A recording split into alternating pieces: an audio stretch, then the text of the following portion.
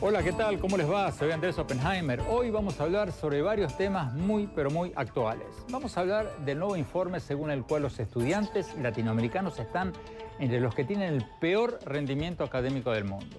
Sí, escucharon bien, nuestros estudiantes están entre los que tienen el peor rendimiento académico del mundo. Una noticia escalofriante que debería movilizar a la opinión pública de nuestros países para exigir una mejor calidad educativa. Ya vamos a hablar de eso después. Más tarde vamos a hablar de Venezuela, con motivo de cumplirse 2 años del encarcelamiento del líder opositor Leopoldo López. Y lo vamos a hacer con Lilian Tintori, la esposa del dirigente político preso. Leopoldo López está aislado en solitario en una cárcel militar, en una torre blanca, yo la llamo la torre blanca de la dictadura de Nicolás Maduro. Es una torre que tiene 4 pisos y él es el único preso que está en esa torre, está solo a lo largo del día y durante la noche. Lo encierran en una celda de 3 metros por 2 metros sin luz y ahí pasa todas las noches sin ni siquiera tener una lámpara para poder leer. Más tarde en el programa vamos a hablar sobre las inesperadas dificultades de Hillary Clinton en las primarias del Partido Demócrata, que se suponía iba a ganar con los ojos cerrados. Y ahora parece ser que no es tan fácil.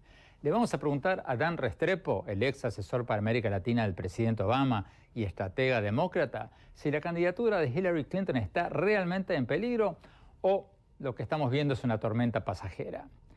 Y más adelante vamos a entrevistar a Francisco Martín Moreno, uno de los escritores, novelistas e historiadores más conocidos de México, que tiene 27 libros que intentan explicar el porqué del atraso de América Latina y por qué tenemos un continente tan rico con tanta gente pobre. Empecemos con el tema de la educación, que es la gran clave de buena parte de nuestros problemas.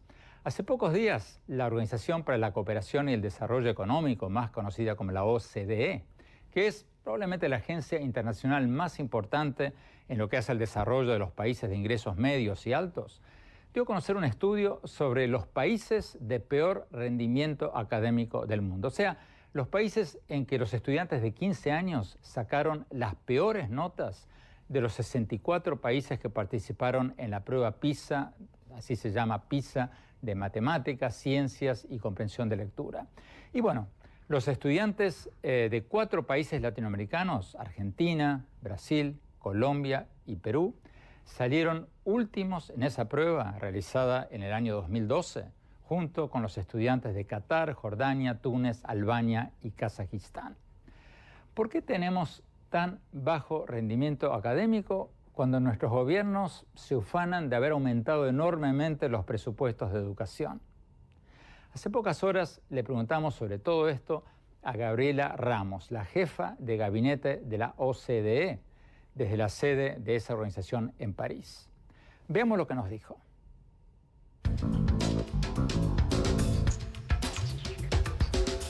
Maestra Gabriela Ramos, ustedes acaban de publicar un informe que dice que los países latinoamericanos están entre los que tienen el peor rendimiento académico del mundo. Y el informe dice que esto se traduce en menos crecimiento económico y más pobreza. Explíquenos un poco, por favor, por qué esto es un enorme factor de retraso para nuestros países. ¿Cuál es la relación que encontraron ustedes entre el mal rendimiento académico y el estancamiento económico? Bueno, es muy fácil comprobar esa vinculación. Es una cuestión de qué tanto nuestros países están preparados para utilizar sus talentos, pero qué tantos están preparados también para formar esos talentos que los ayuden a tener un desempeño económico mucho mayor. En este estudio que estamos presentando sobre los estudiantes de menor rendimiento en la zona OCDE, que pues, comprende los países que participan en la prueba PISA, encontramos que son 13 millones de estudiantes que no logran alcanzar niveles de desempeño pues básicos y que evidentemente los ponen en una condición de desventaja a nivel individual en términos de su participación en la economía, pero que a su vez pues contribuyen a este bajo rendimiento de las diferentes economías que están consideradas en este rubro. Pero el estudio dice que menos de 3 de cada 10 estudiantes en Argentina, Brasil, Colombia y Perú llegan al promedio que sacan los estudiantes de 15 años en países como China, Singapur, Finlandia y otros. ¿Qué han hecho de mal Argentina, Brasil, Colombia y Perú para que sus estudiantes salgan tan mal parados en estos test internacionales? Bueno, mira, depende mucho, los factores de riesgo de cada país cambian, pero lo que te podría decir es que América Latina, siendo un continente tan desigual, pues no ha logrado romper el vínculo entre un bajo desempeño y la condición socioeconómica de sus estudiantes, no ha logrado enfocar la asignación de los recursos públicos educativos a las escuelas y a los estudiantes que quizás los necesitan más. Y en quizás en una cuestión mucho más filosófica global, no hay una exigencia mayor a estos estudiantes. Simplemente cuando los profesores se dan cuenta que tienen estudiantes en dificultades, en lugar de dedicar los mejores recursos, en lugar de desarrollar una estrategia para apoyarlos, en lugar de identificarlos desde temprana edad, pues simplemente los vamos dejando, se van acumulando las desventajas. Llega un momento en que los chicos tienen tal retraso que no les proporciona ningún placer asistir a la escuela, se desvinculan de la escuela y llegan al mercado laboral con capacidades muy precarias. O sea que en otras palabras, nuestras escuelas están llevando a los jóvenes a repetir, o sea, está expulsando a los pobres. Efectivamente, yo creo que el tema fundamental es justamente cómo romper esa vinculación, pero yo te diría también que no es que no se esté haciendo nada. Yo creo que justamente en Chile hay una reforma educativa, en México hay una reforma educativa. México y Brasil fueron de los dos países que lograron aumentar su desempeño en las matemáticas del 2006 del 2000 al 2012, las pruebas PISA. Entonces hay algunos elementos que podríamos identificar como positivos, pero nuestro motivo no es simplemente mandar un mensaje de alerta o una llamada de atención, sino identificar las prácticas y las políticas que pueden ayudar. Pero ¿no es injusto señalar a Argentina, Brasil, Colombia y Perú por el mal rendimiento de sus estudiantes en este reporte, cuando otros países como Venezuela, Bolivia, Ecuador, Cuba, Panamá, ni siquiera se animaron a participar en estos exámenes, a permitir que sus estudiantes rindan estos exámenes? Mira, yo te voy a decir, yo soy mexicana y lo mejor que le pudo pasar a México fue participar en la prueba PISA. Lo mejor que le pudo pasar a México es identificar cuáles son sus debilidades, de qué forma se posiciona en el contexto internacional y cuáles son las decisiones de políticas que tiene que tomar. La reforma educativa que asumió México no se hubiera dado a cabo si no tuviéramos el sistema actual basado en la evaluación y en el reconocimiento de que tenemos que saber en dónde estamos y queremos avanzar. Estos otros países que no salgan en los titulares de los periódicos, pues yo creo que es lo que menos nos debe interesar. Nos preocupa más que no sepamos en dónde se ubican, que no tengan una hoja de ruta en donde puedan saber y aprender de la experiencia internacional y de la riqueza que le da a los países que participan en la prueba, saber qué es lo que funciona y qué es lo que no funciona en el tema de la educación. Entonces yo simplemente ahí te daría la vuelta y te diría bravo. Bravo porque toma coraje, ¿no? Toma valor para países que saben que siempre van a salir entre los últimos lugares, seguir sometiéndose a estas evaluaciones y seguir aprendiendo de lo bueno y de lo malo de la comunidad internacional. Entonces, los titulares están mal. Lo que tendrían que decir estos titulares no es que los países que salieron mal en la prueba internacional PISA, como Argentina, Brasil, Colombia y Perú, salieron mal, sino tendrían que apuntar los que ni siquiera se animaron a participar en esta prueba por miedo a quedar mal parados, que probablemente habrían salido peor, ¿o no? Exacto. Y además déjame decirte, esta prueba PISA mide a los estudiantes de 15 años, Andrés. 15 años es cuando ya terminaste tu educación obligatoria. Y yo te diría que 15 años es universal en los países de la OCDE. En México no es universal. Estamos hablando que estamos midiendo a los chicos que en cierta medida ya tienen ciertas ventajas porque están en la escuela todavía a los 15 años. Hay muchos que ya se salieron. Entonces el problema es mucho más complejo, pero al menos saber cómo poder administrar mejor los sistemas educativos, cómo preparar mejores a los maestros, cómo asignar los recursos dentro del contexto de este programa que estamos administrando en la OCDE y que además te da muchas lecciones de países similares que han tenido quizás decisiones que han aportado buenos resultados, pues yo te diría que es muy positivo y yo sinceramente considero que Brasil, Perú, Argentina, Chile y México pues tienen un futuro más promisorio en el tema educativo si siguen prestándose estas pruebas tan exigentes, ¿no?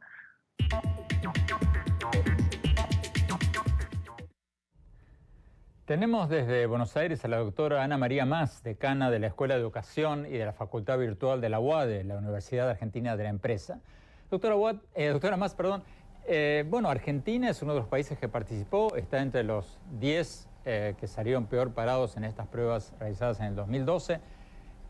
¿Por qué los estudiantes argentinos tuvieron tan mal rendimiento comparado con otros países cuando Argentina, según dijeron sus gobiernos recientes, ha aumentado enormemente su presupuesto educativo? ¿Cómo se explica eso?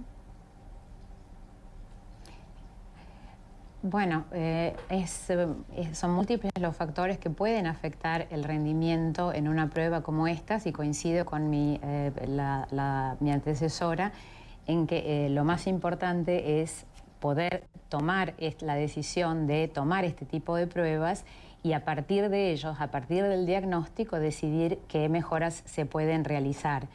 Creo que existen múltiples oportunidades de mejora a nivel de las políticas educativas y las prácticas educativas, a nivel institucional, a nivel de los docentes, de los propios alumnos y del compromiso que la comunidad toda tiene que tener con la mejor educación de nuestros chicos.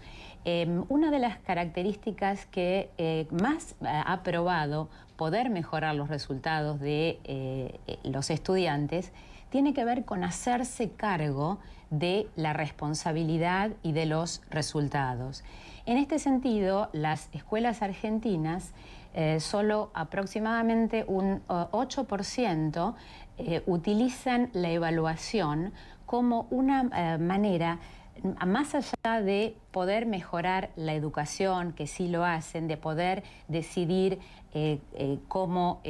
quién es promocionado, quién es retenido, lo que no suelen hacer es hacer una comunicación de los resultados públicamente. Entonces, no se utilizan los resultados de la evaluación para hacer una mejora interanual en la propia escuela, ni mucho menos para compararla con escuelas del mismo distrito o escuelas, por ejemplo, a nivel nacional, ni tampoco a nivel internacional. Creo que entonces, si se pudiese ir más en este sentido, Uruguay, por ejemplo, lo hace en un 12%, pero Chile, que ha sido citado como el país de la OCDE que más se aproxima al promedio internacional, aunque sigue estando por debajo, esta práctica la hacen en un 40% de las escuelas. Creo que entonces es utilizar la evaluación, un instrumento importantísimo para poder generar mejoras. A su vez, podemos también hablar de lo que podemos hacer con los docentes y con los alumnos. Y ya volvemos con usted y con la doctora Gabriela Ramos después de este corte. Ya volvemos.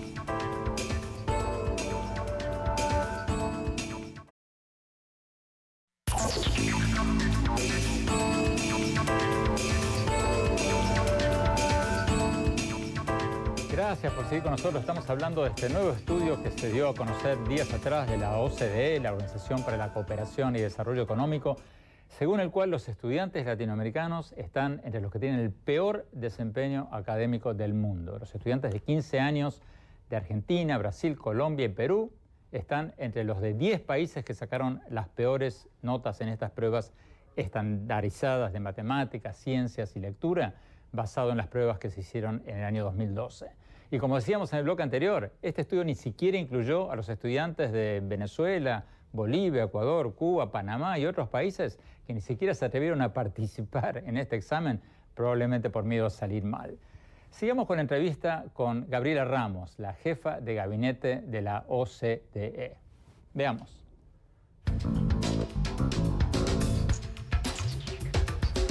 Maestra Ramos, la ciudad china de Shanghái, Singapur, Hong Kong, Corea del Sur y varios países de Europa ostentan los mejores resultados en estos test internacionales PISA de estudiantes de 15 años. ¿Qué han hecho bien estos países? Pues justamente, mira, en primer lugar yo creo que hay un tema de ambición. Yo creo que es bien importante, y esto se traduce no solo a nivel educativo, sino a nivel escuela, a nivel profesor, a nivel clase, y todo tiene que casi decantarse en estos tres rubros. Han establecido exigencias y niveles de ambición de sus estudiantes que es alto, pero además lo han acompañado con una muy buena preparación de sus maestros, porque obviamente no hay un sistema escolar que vaya a ser superior a lo que los maestros o a la calidad de sus maestros. En segundo lugar, que involucran a los padres de familia en términos de su vinculación con los sistemas educativos, que identifican las fortalezas y las debilidades de los estudiantes y que además desarrollan estrategias individualizadas para acompañar a sus estudiantes en los buenos resultados. Dedican recursos. América Latina yo creo que debe incrementar los recursos que dedica a la educación, porque aunque a nivel promedio se encuentra más o menos en la media de la OCDE, por el número de estudiantes a los que tienen que servir y muchas veces por el hecho de tener presupuestos públicos que son pues más bien bajos, cuando lo divides por estudiante todavía sigue habiendo un rezago en términos de los recursos que se dedican. La mayoría de los sindicatos de maestros en nuestros países se oponen a la evaluación de los maestros.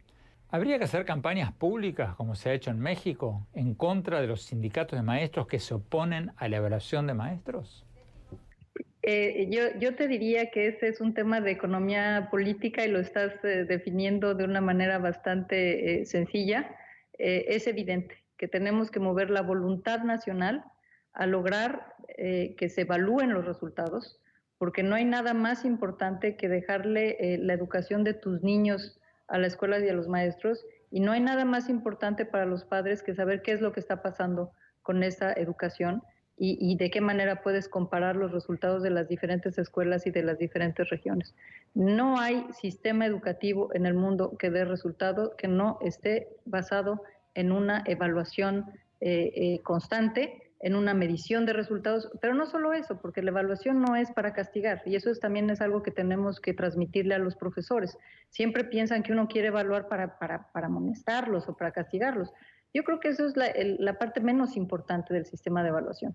Lo que más funciona en el sistema de evaluación, y yo esto es algo que he visto que ha avanzado, por ejemplo, en la mentalidad de algunos de los maestros mexicanos y sobre todo del quien está al cargo del sindicato actualmente, sirve para informar, sirve para que tú veas qué fue lo que sucedió, qué fue lo que funcionó de tu estrategia educativa, de qué manera puedes fortalecer los puntos que te dieron resultados, de qué manera te enfocas a aquellos que no funcionaron.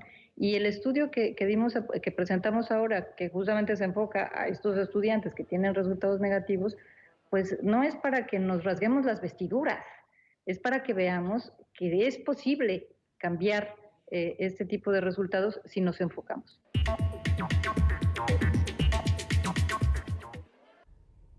Vamos a Buenos Aires, en Argentina. Doctora Mas, de la Universidad Argentina de la Empresa. Doctora Mas, ¿está de acuerdo con lo que recién decía Gabriela Ramos, de que la evaluación de maestros tendría que ser la primera prioridad, que todos los países que han mejorado su educación lo han hecho en buena parte porque han evaluado a sus maestros, o no?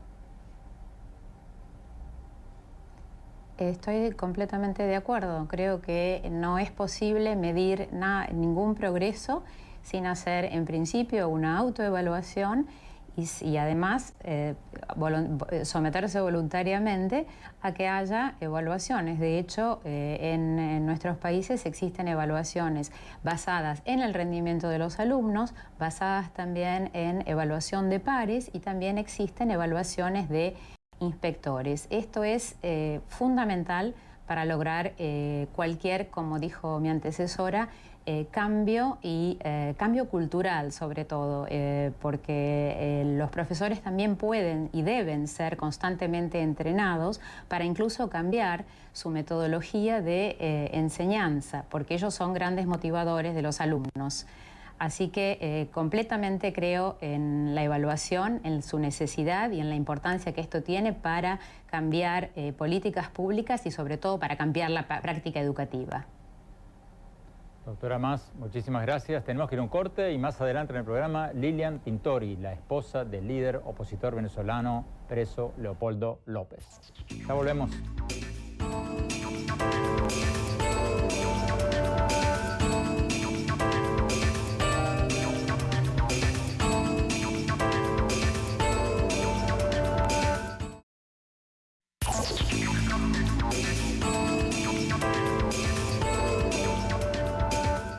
Gracias por seguir con nosotros. Hablemos ahora un poco de lo que está pasando en la campaña por la candidatura demócrata en Estados Unidos. Porque todo el mundo está hablando de la campaña republicana. Donald Trump está acaparando todos los titulares en las primarias republicanas, pero en las primarias demócratas hay muchas cosas que están pasando, están dando que hablar cada vez más. Hasta hace unos meses todos pensábamos que Hillary Clinton tenía la candidatura asegurada y que el senador Bernie Sanders, que se describe a sí mismo como un demócrata socialista, era un contendiente poco serio que no tenía ninguna chance de ganar. Pero resulta que Bernie Sanders le ganó a Hillary Clinton en las primarias de New Hampshire y prácticamente está empatado en varias otras encuestas o le sigue muy de cerca, mucho más de cerca de lo que se pensaba a Hillary Clinton. Tenemos con nosotros a Dan Restrepo, estratega, demócrata, analista de CNN, un hombre que fue el principal asesor de Obama, el presidente Obama, para América Latina. Dan, gracias por estar con nosotros. ¿Hay posibilidades de que Hillary Clinton no gane la candidatura demócrata? Hay poca posibilidad todavía. Las próximas semanas nos van a decir mucho sobre cómo va a seguir la contienda.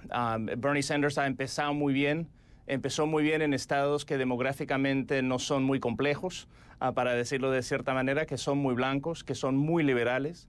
Ahora la contienda va para Nevada y Carolina del Sur, estados, el primero con una población latina importante, la segunda con una población afroamericana importante, y luego entramos a principios de marzo en estados más grandes, más diversos ideológicamente dentro del Partido Demócrata, y hay que ver si el mensaje un poco simplista de Sanders sigue acogiendo tanta atención dentro del Partido Demócrata.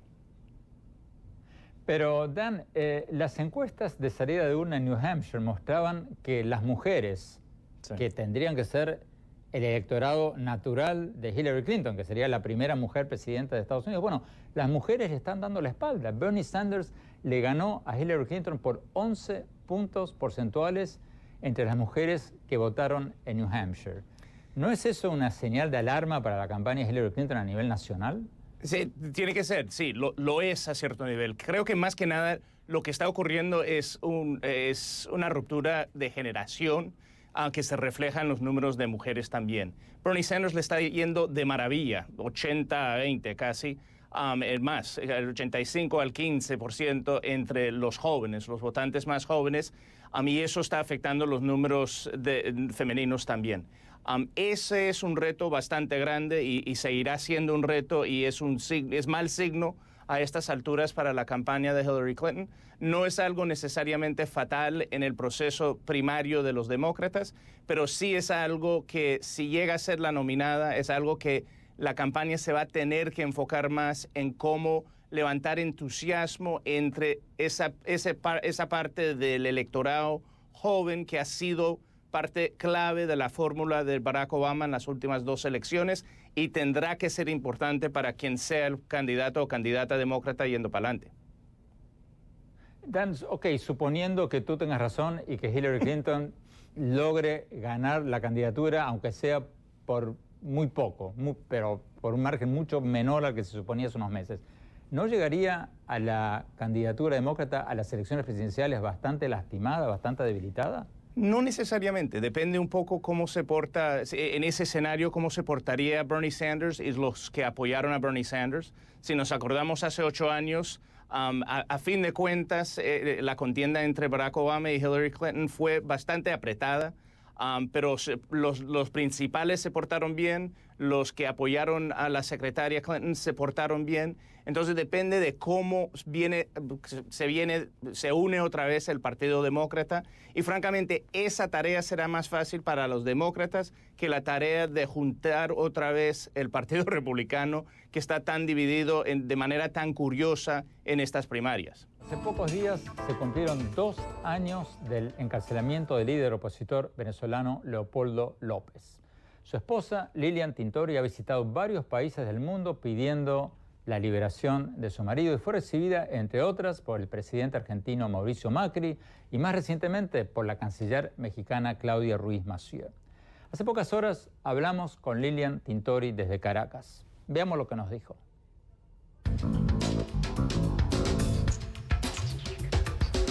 Lilian Tintori, muchas gracias por estar con nosotros. Hace pocos días se cumplieron 2 años del encarcelamiento de Leopoldo López. ¿En qué condiciones se encuentra ahora Leopoldo López? ¿En qué tipo de celda está? ¿Cómo lo tratan? Leopoldo López está aislado en solitario en una cárcel militar, en una torre blanca, yo la llamo la torre blanca de la dictadura de Nicolás Maduro. Es una torre que tiene 4 pisos y él es el único preso que está en esa torre, está solo, a lo largo del día y durante la noche. Lo encierran en una celda de 3 metros por 2 metros sin luz. Y ahí pasa todas las noches sin ni siquiera tener una lámpara para poder leer. ¿Te permiten visitarlo? Lo puedo visitar los fines de semana, cuando me permiten entrar. Durante 2 años nos han quitado la visita, sumando la cantidad de veces que hemos ido y no nos han dejado entrar, 9 meses sin verlo. ¿Tus hijos, sus hijos pueden verlo? Mis hijos también pasaron por violaciones a sus derechos, le quitaron la visita por mucho tiempo, hasta que tuve que llevar a instancias internacionales las condiciones de violación a sus derechos de la visita. Le dieron protección de la LOBNA, que es una ley que hay aquí en Venezuela, para que no puedan separarlos de su papá, como también le dieron medidas cautelares de la Comisión Interamericana de Derechos Humanos. Desde ese momento no le han quitado la visita a mis hijos de ver a su papá. El gobierno de Venezuela dice que tu marido instigó la violencia en las manifestaciones de hace 2 años que dejaron más de 40 muertos. ¿Cuál es la respuesta de ustedes a esa acusación? Leopoldo López, mi esposo, es inocente. Es un líder político que alzó su voz y denunció al régimen de Nicolás Maduro porque tenía un país en crisis. Ya han pasado 2 años y el país está ya en crisis humanitaria. Lo que Leopoldo vio, lo que Leopoldo dijo que iba a pasar, pasó. Leopoldo nunca ha llamado a la violencia, siempre ha llamado a la protesta pacífica, a buscar una solución dentro de la Constitución. Él sí denunció al gobierno de Nicolás Maduro y sí dijo: queremos un cambio político profundo y lo queremos hacer desde la Constitución. Por eso el proyecto se llamó La Salida Constitucional, que era buscar una vía dentro de la Constitución para cambiar la realidad política de Venezuela. Hoy, después de 2 años, toda la unidad democrática y todo el país pide un cambio por vía de la Constitución. Es decir, el planteamiento político que dio Leopoldo, que propuso Leopoldo hace 2 años, hoy está más vigente que nunca. Es la única salida a este desastre que vivimos los venezolanos. La Asamblea Nacional, ahora controlada por la oposición, está pidiendo una amnistía política para muchos presos, incluido tu marido Leopoldo López. ¿Qué posibilidades de éxito le ves a este proyecto de ley? Todas. Estamos llenos de esperanza. Los candidatos a diputados por la unidad recorrieron el país con la esperanza de liberar a los presos políticos. Llevaron la ley de amnistía durante toda su campaña y se comprometieron a liberar a todos los presos políticos. Hay casi 100 presos políticos en Venezuela, de los cuales 26 están graves de salud. Ya la ley de amnistía está hecha, la hicieron los mejores abogados de nuestro país. Se introdujo la ley de amnistía el 4 de febrero y el martes pasado fue la primera discusión. Estamos en cuenta regresiva. Esa ley de amnistía se va a aprobar y vamos a liberar a todos nuestros presos políticos. Hace muy poco tú y la madre de Leopoldo López fueron recibidas en México por la canciller de México, quien, en un gesto inusual para el actual gobierno de México por lo menos, pidió la liberación de los presos políticos en Venezuela. ¿Qué otros gobiernos han pedido la libertad de Leopoldo López y cuáles no? ¿Cuáles que ustedes les hayan tocado la puerta, les hayan pedido, no lo han hecho? Hemos recorrido el mundo a lo largo de 2 años. Desde que Leopoldo está preso, nos hemos enfocado a defender sus derechos y los derechos de todos los privados en libertad. Hemos ido a muchos lugares. En primer lugar, ha pedido la libertad de Leopoldo López 5 veces las Naciones Unidas, un ente vinculante al Estado venezolano. Ha pedido la libertad la Comisión Interamericana de Derechos Humanos. Ha pedido la libertad la OEA. Ha pedido la libertad de Leopoldo López y de los presos políticos en Venezuela, Amnistía Internacional, Human Rights Watch. Leopoldo es un preso de conciencia decretado por Amnistía Internacional. Esto quiere decir que Leopoldo es un preso por haber dicho lo que dijo, por haber dado su opinión de lo que estaba pasando en Venezuela. Eso significa ser un preso de conciencia. Y hemos tenido apoyos fundamentales de líderes del mundo y de gobiernos. El gobierno de España, el gobierno de Canadá, el gobierno de Estados Unidos, el gobierno de Brasil, el gobierno de Chile, el gobierno de México, cámaras de diputados y senadores de Perú, de Uruguay, de Paraguay, de Colombia. El mundo se ha movilizado, Iberoamérica se ha movilizado, al Parlamento Europeo, la Unión Europea. La comunidad internacional ha sido activa y gracias a ellos nosotros seguimos de pie con la esperanza de que esto que estamos viviendo, esta crisis política, económica, social, esta crisis humanitaria, se tiene que terminar y no se puede repetir más nunca en ninguna historia de ningún país. Hemos invitado a estar con nosotros a la canciller de Venezuela, Delcy Rodríguez. No nos ha respondido, está invitada a venir a nuestro programa cuando quiera. Tenemos que ir a un corte. Cuando volvamos, Francisco Martín Moreno. Ya volvemos.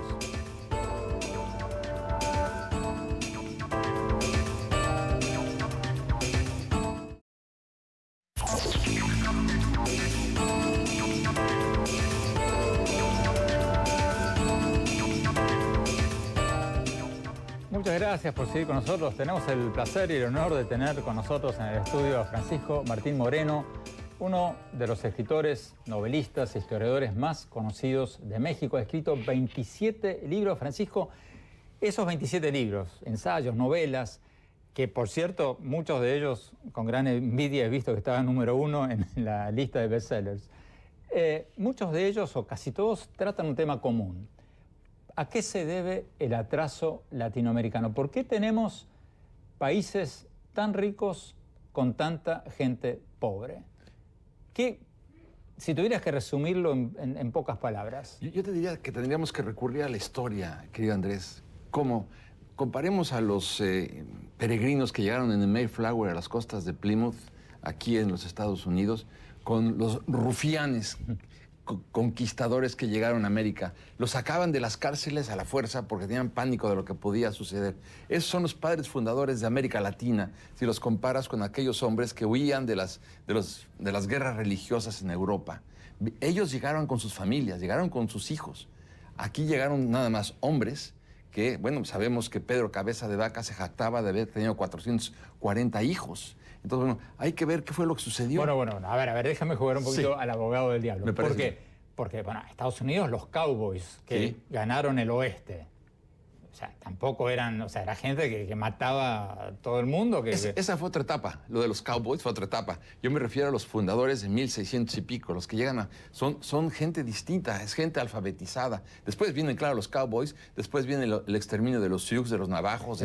Claro, eso viene, eso también se da. Pero lo que te quiero decir es que cuando se funda finalmente México, bueno, a través de la conquista española, estos hombres vienen a robar. Si tú ves, buena parte del oro que se llevaron y la plata que se llevaron a Europa es lo que se habían secuestrado. Bueno, pero Francisco, la pregunta del $1.000.000. ¿Estamos entonces biológicamente condenados al atraso? Porque otras sociedades, te doy algunos ejemplos, Singapur, Hong Kong, varios otros países, eran países totalmente corruptos, tenían todos los males nuestros y hoy día están entre los que tienen los ingresos más altos del mundo. Biológicamente no.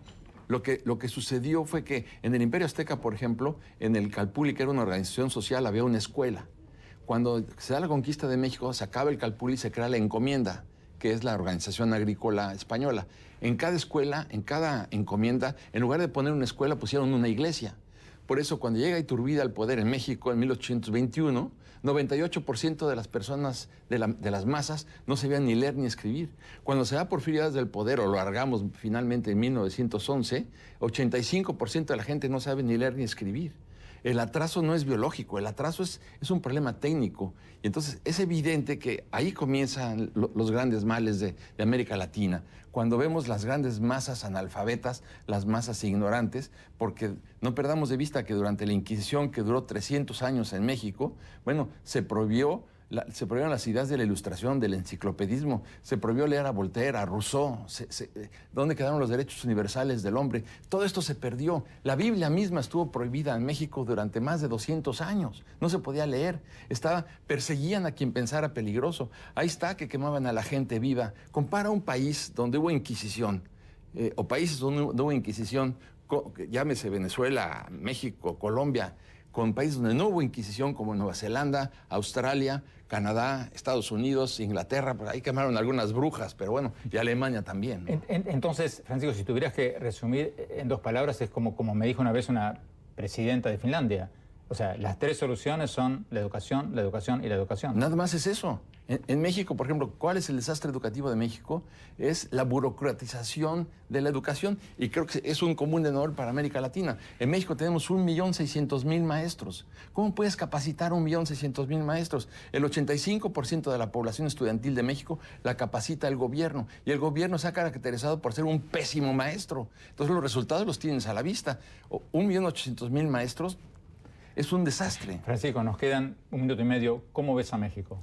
Bueno, yo veo a México que está haciendo grandes esfuerzos, pero no acabamos de aterrizar el proyecto del presidente Peña Nieto. Me gusta la reforma energética, me gusta la reforma académica, que no es reforma académica, apenas es una reforma laboral. Nos interesa que venga técnicas de enseñanza, clases de ética, desde palitos 1 hasta la preparatoria. Pero Francisco, la reforma educativa ha sido buena, sí, pero no la están parando, no la están suspendiendo, porque yo leí con horror el otro día que han suspendido la evaluación de maestros. Sí. Eso es el núcleo. Si derriban eso, derriban todo. Claro, ¿no? se derriba todo y se acaba todo. Por eso es tan importante que continúe, pero hay grandes presiones por los grupos de los maestros. Hay que ver que son 1.600.000 maestros que van a votar también en el 2018 y le tienen pánico precisamente a ese voto si se les presiona demasiado. El gobierno le tiene pánico. El gobierno le tiene pánico.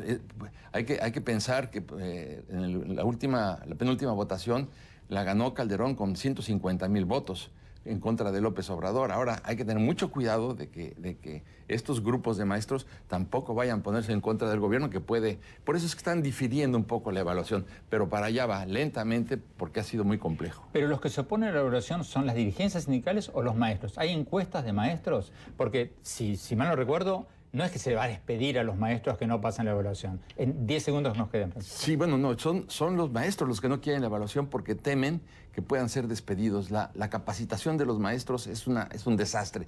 Dime qué maestros, dime qué maestros tienes y te diré qué país tienes. Viendo a tus maestros puedo ver a tu país. Y los maestros mexicanos son un desastre. En México se incuba, en las aulas se incuba la mediocridad. Francisco Martín Moreno, muchísimas gracias. Esto da para seguirla, la vamos a seguir. Gracias, vamos a un corte y ya volvemos.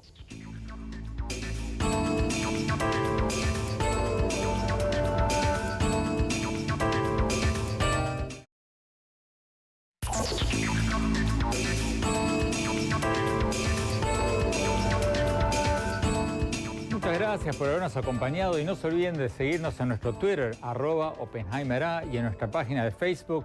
Y los invito también a registrarse en nuestra página web, andresoppenheimer.com. Todo mi nombre y mi apellido seguido. Si se registran ahí, van a poder recibir gratuitamente emails semanales con mis columnas del Miami Herald y nuestros últimos programas. Bueno, mi opinión sobre el tema con el que abrimos el programa de hoy. Este nuevo estudio de la OCDE que dice que los estudiantes latinoamericanos, más específicamente los de Argentina, Brasil, Colombia y Perú, están entre los que tuvieron el peor desempeño académico del mundo. El estudio se basó en las pruebas PISA, un examen internacional de matemáticas, ciencias y lectura que se hace entre estudiantes de 15 años de 64 países y estuvo basado en las pruebas que se hicieron en el año 2012. Estoy totalmente de acuerdo con Gabriela Ramos, la jefa de gabinete de la OCDE, que nos decía que los titulares que salieron en toda la región sobre este nuevo estudio estuvieron mal, que tenían que haber sido al revés.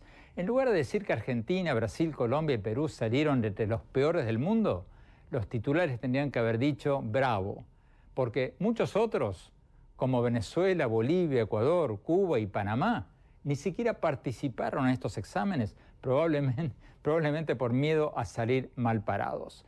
Porque, como decía nuestra entrevistada, tenemos que participar en estas pruebas internacionales para saber cómo estamos, para tener un diagnóstico y para usar ese diagnóstico como un factor movilizador de la sociedad para mejorar nuestra calidad educativa.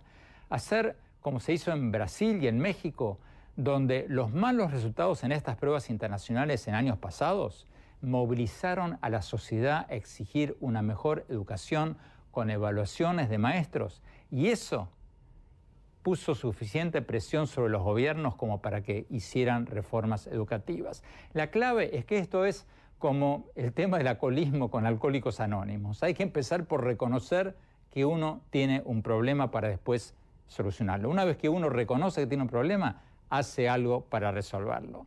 De manera que esto no es una vergüenza para los países que participaron en estas pruebas, es una vergüenza para los que no lo hicieron y no lo hacen por miedo a que se sepa la verdad sobre la mala calidad de su educación.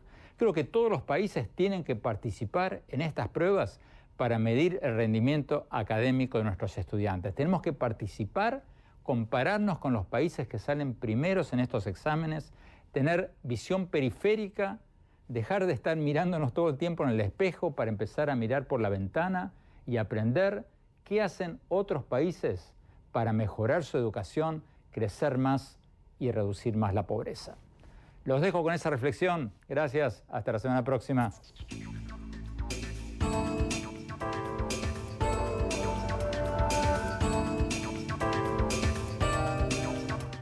Oppenheimer presenta. Llega a usted por cortesía de Penguin Random House y Editorial Debate. Presentan el nuevo libro de Andrés Oppenheimer, Crear o Morir. La esperanza de América Latina y las 5 claves de la innovación. El gran éxito que cierra la trilogía iniciada con Cuentos Chinos y Basta de Historias.